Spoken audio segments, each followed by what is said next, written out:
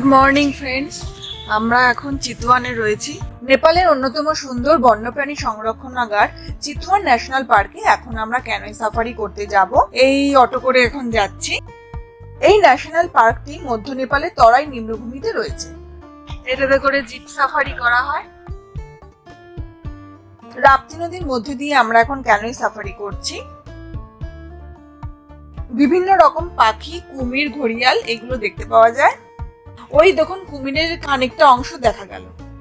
যেহেতু এখন গরমকাল তাই সেইভাবে কুমির বা ঘড়িয়াল এখন দেখা গেল না। গাইড বললেন যে শীতকালে কুমির বা ঘড়িয়াল যখন রোদ পোহাতে বাইরে আসে তখন প্রমিনেন্ট দেখতে পাওয়া যায়। ক্যানোই সাফারি করে আমরা পায়ে হেঁটে চলে এলাম যেখানে আমাদের অটো রাখা আছে। এরপর রাপ্তি নদীর তীরে চলে গেলাম আর সেখানে একটি ক্যাফেটেরিয়াতে আমরা ব্রেকফাস্ট সেরে নিলাম। ব্রেকফাস্ট করে ঘোড়ার গাড়িতে চড়ে আমরা রিসর্টে ফিরে এলাম।